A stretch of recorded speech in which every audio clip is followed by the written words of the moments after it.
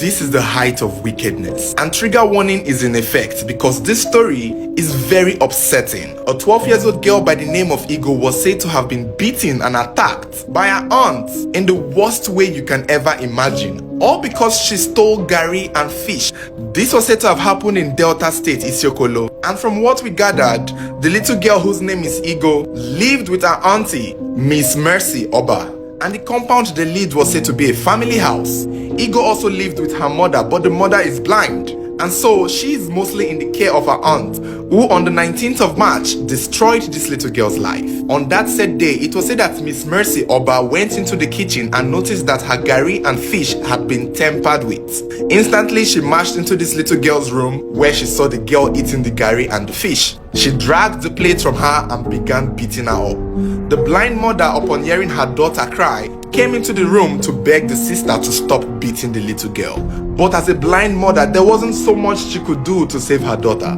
It was even said that Miss Mercy Oba beat the sister up too, because the sister was trying to stop her from beating the daughter. In the process of beating this little girl, it was said that Mercy picked up a stick and forced it into her private parts, breaking into her hymen, causing her to bleed profusely. Neighbors were said to have come around to stop the fight when they heard the little girl cry. But Miss Mercy was proving to be an iron lady.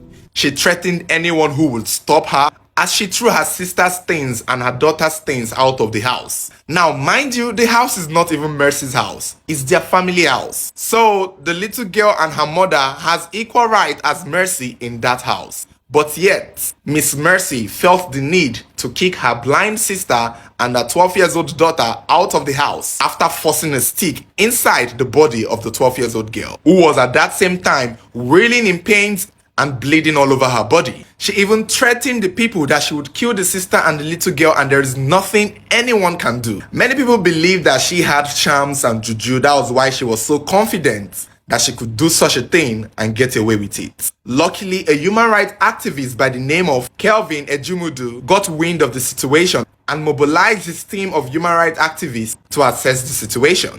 The little girl and her mother were rescued, and Madam Mercy was summoned to the station where she was arrested. Little Ego was taken to the hospital where doctors confirmed that her hymen were broken, but she was given due treatment and expected to recover shortly. Just yesterday, Madam Mercy was arraigned in court and her charges were read to her. It's unclear what she pleaded, but it was said that she was remanded in prison by the judge until her trials begin. According to activist Kelvin, he said when she was being driven away to jail, she was crying and begging to be forgiven. Yes, Madam Mercy was begging to be forgiven. Now she wants mercy. She wants them to have mercy on her. So for now, her case is in court, and we are hoping the judge would find her guilty of everything she has been charged with. She has destroyed this little girl's life, and I don't think she should be living amongst us. She should be in jail, where she would find so many of her type.